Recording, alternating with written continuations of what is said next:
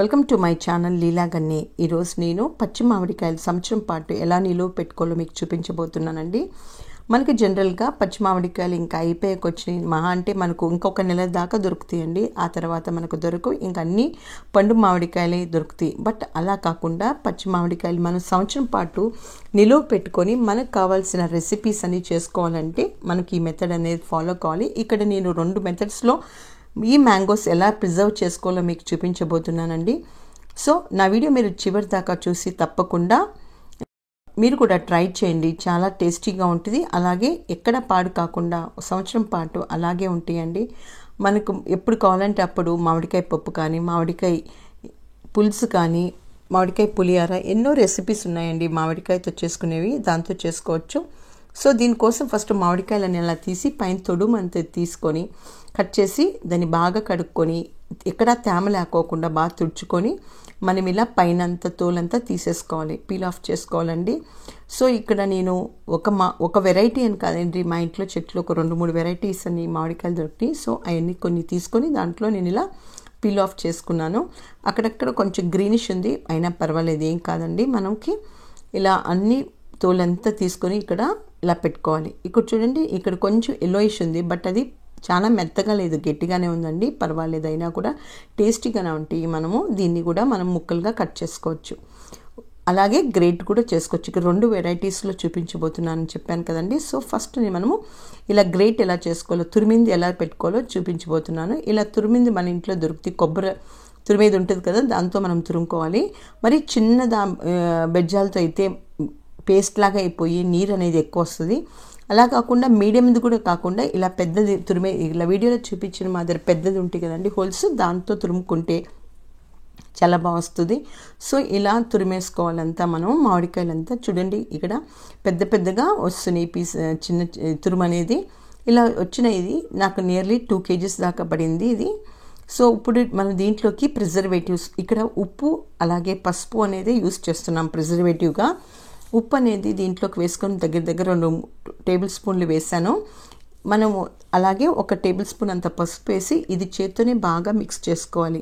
దాన్ని కొంచెం టేస్ట్ చూస్తే ఉప్పు అనేది కొంచెం ఎక్కువగానే ఉండాలండి. మనం కూరలు వండుకునేటప్పుడు అప్పుడు కొంచెం తక్కువగా వేసుకోవచ్చు. బట్ ఇక్కడ ఉప్పు తక్కువైతే కొంచెము బూజు వచ్చే ఛాన్సెస్ ఉంటాయి, కాబట్టి కొంచెం ఉప్పు అనేది ఎక్కువ వేసుకొని ఇది ప్లాస్టిక్ బాక్స్లో పెట్టి బయటే పెట్టుకోవచ్చు, ఏమి పాడవద్దు. బట్ కలర్ మాత్రం కొంచెం చేంజ్ కావచ్చు అండి.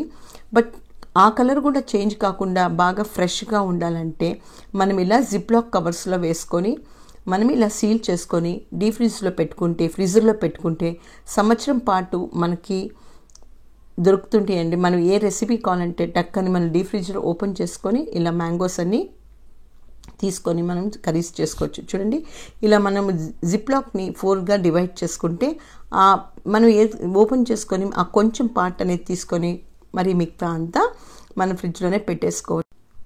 అలా పెద్ద కవర్స్ కాకుండా ఇక్కడ నేను చిన్న కవర్స్లో కూడా యూస్ చేస్తున్నాను. చిన్న జిప్లాక్ కవర్స్ దొరుకుతాయి కదండి, అవి తీసుకొని మనము ఇలా కొంచెంగా స్టోర్ చేసుకోవచ్చు. సో మనకు ఏ కర్రీకి ఎంత కావాలో దాన్ని బట్టి ఒక చిన్న కవర్ తీసుకొని మనం యూస్ చేసుకోవచ్చు. అన్ని కవర్స్ అంతా తీసుకొని డీప్ ఫ్రిడ్జ్లో బయట పెట్టి మనకు తీసుకొని మరి లోపల పెట్టే అంత అవసరం లేకోకుండా ఈ చిన్న కవర్స్లో మనము స్టోర్ చేసుకోవచ్చు. ఇది చాలా మంచి మెథడ్ అండి. ఇలా చిన్న కవర్స్లో పెట్టుకోవటం, లేకపోతే చిన్న ప్లాస్టిక్ డబ్బాలు కూడా దొరుకుతున్నాయి కదా, అది కూడా యూస్ చేసుకోవచ్చు అండి. మన సంవత్సరం పాటు ఫ్రిడ్జ్లో పెట్టినా కూడా ఎంతో ఫ్రెష్గా, ఇంకా అప్పటికప్పుడు మనం కాయలు తీసుకొని తురిమినంత టేస్టీగా ఉంటాయండి.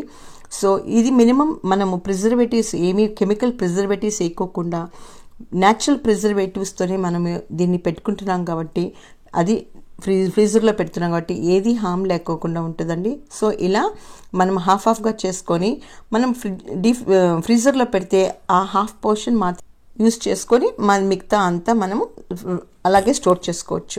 ఇదొక ప్రాసెస్ అండి. ఇంకొక ప్రాసెస్ ఇప్పుడు చూపిస్తున్నాను చూడండి. మనం పైనంతా తోలు తీసుకొని ఇలా ముక్కలుగా అన్నీ కట్ చేసుకోవాలి. మామిడికాయల ముక్కలు అనేది ఇలా చిన్నవి కాకుండా కొంచెం పెద్దగా కట్ చేసుకోవాలండి ముక్కలు. దానిపైన కండ ఉంటుంది కదా, ఆ కండ కూడా మనం అంతా తీసేసుకొని పక్కన పెట్టుకోవాలి. ఇలా అన్ని కాయలన్నీ మనము కట్ చేసుకోవాలి. నేను ఇక్కడ నియర్లీ ఒక 20 కాయల దాకా కట్ చేసుకొని పక్కన పెట్టుకున్నానండి. మీరు ఉప్పులో బద్దలు వేస్తుంటారు కదా, అలాగే ప్రాసెస్ మాత్రము దీంట్లోకి ఉప్పు అనేది కొంచెం ఎక్కువగా, అదే చెప్పాను కండి, మనం నోట్లోకి పెట్టుకుంటే కొంచెం ఉప్పుగానే ఉండాలి ముక్క అనేది. అంత టేస్ట్ వచ్చే వరకు మనం కొంచెం ఉప్పు వేసుకొని తర్వాత 1 టేబుల్ స్పూన్ అంతా పసుపు వేసుకొని, ఇది మీకు కావాలంటే వేసుకోవచ్చు, లేకపోతే స్కిప్ చేయొచ్చండి. పసుపు అనేది కొంచెం ప్రిజర్వేటివ్గా ఉంటుంది కాబట్టి వేసుకుంటున్నాను. ఇలా వేసుకున్నాక ఇవన్నీ చేత్తో బాగా కలుపుకోవాలి. చూడండి, ఇలా సంవత్సరం పాటు మనకు ఎంతో టేస్టీగా, అలాగే పచ్చి మామిడికాయల ముక్కల్లాగా అప్పటికప్పుడు చెట్లో పీక్ ఇచ్చిన అంత టేస్టీగా ఉంటాయండి. మీరు కూడా తప్పకుండా ఇలా కొన్ని కాయలు తీసుకొని ఇలా స్టోర్ చేసుకోండి. సంవత్సరం పాటు మీరు కూడా ఎప్పుడు కావాలంటే అప్పుడు మామిడికాయలు అనేది మీకు అందుబాటులో ఉంటాయి. ఇవి కూడా మనం ఇలా జిప్లాక్ కవర్స్లో పెట్టుకొని స్టోర్ చేసుకోవచ్చండి. సంవత్సరం పాటు ఇవి ఏమాత్రం చెడిపోకోకుండా ఉంటాయండి. మీకు ఎప్పుడు కావాలంటే అప్పుడు, ఎన్ని కావాలంటే అన్ని యూస్ చేసుకోవచ్చు.